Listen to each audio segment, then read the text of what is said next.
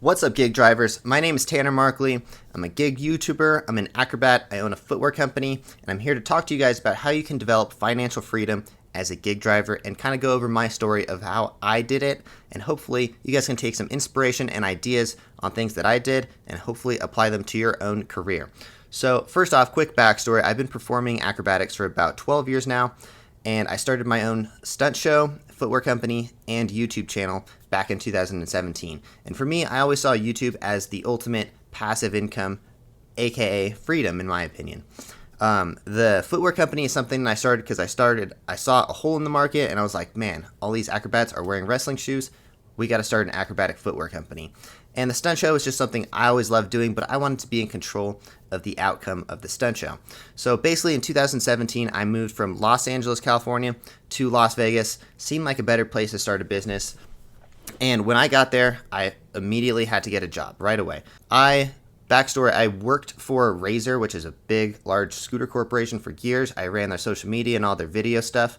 And eventually I could not work in an office anymore. So I wanted to have my own freedom, and I wanted to basically run my own business. So when I moved to Las Vegas, I originally got a social media job, and then soon realized that after spending 8 hours a day on someone else's business, I didn't have enough effort to put into my own business.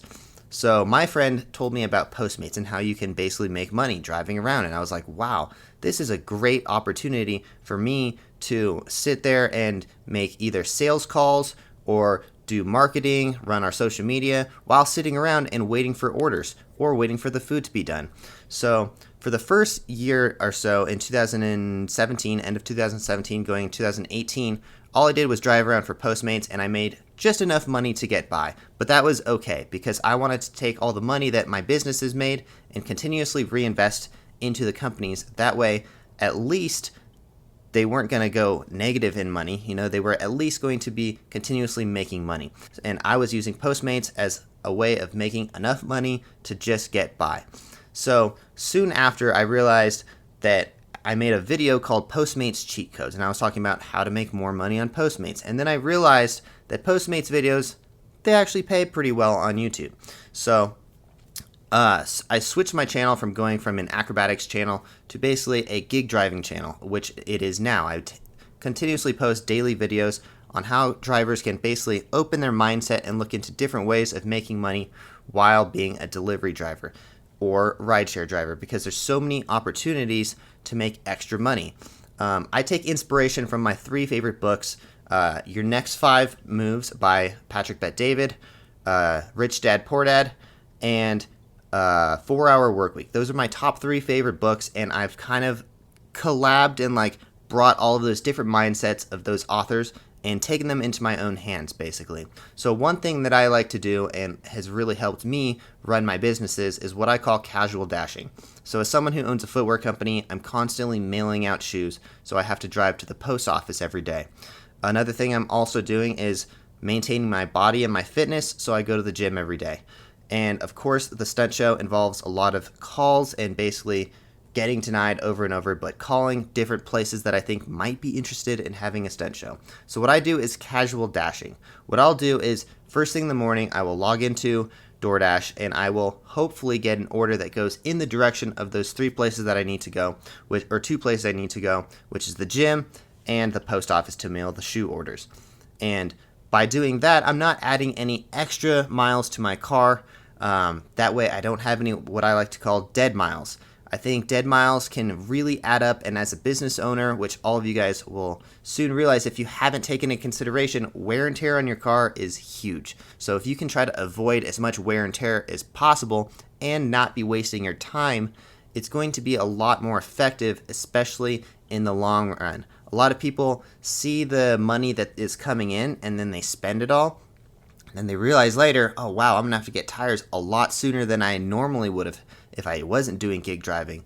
Or, of course, the gas is pretty expensive, especially nowadays. Gas is getting up there, so we gotta really make the most of these miles rather than just kind of drive all around. And that's what where the next 5 best moves comes into.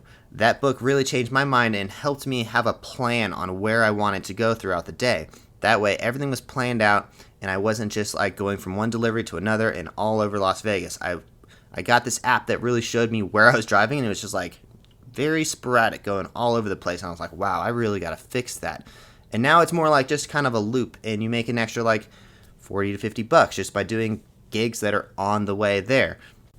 So what I'm getting at is basically that book kind of formed my idea of where I wanted to go and have a plan.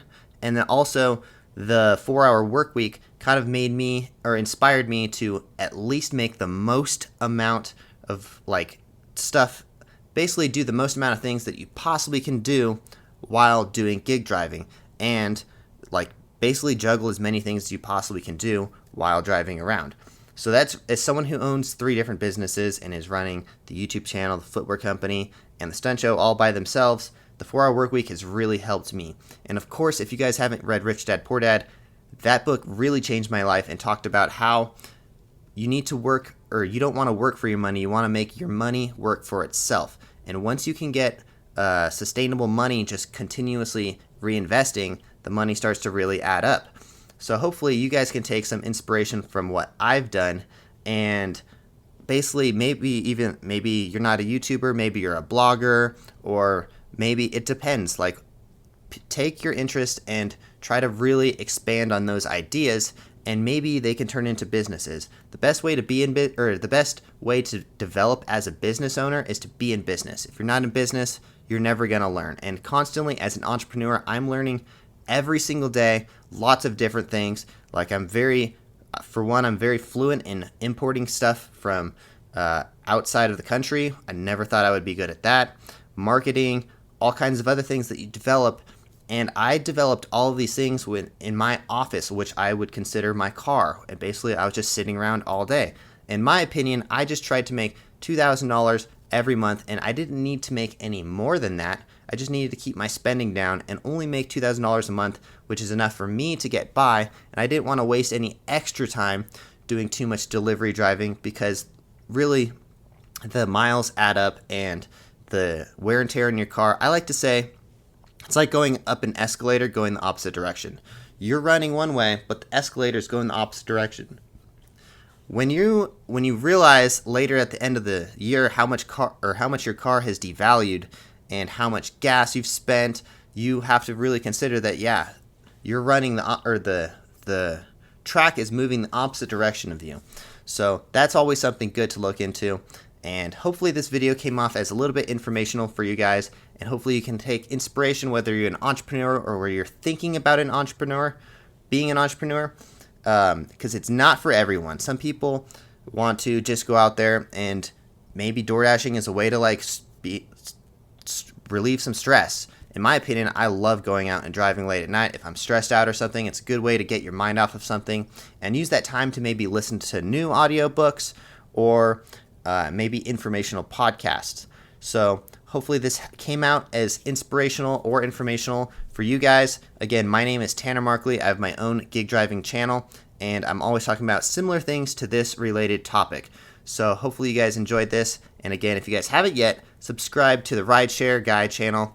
Thank you for giving me the opportunity to talk to you guys about my mindset and how I approached gig driving. We'll see you guys. Peace.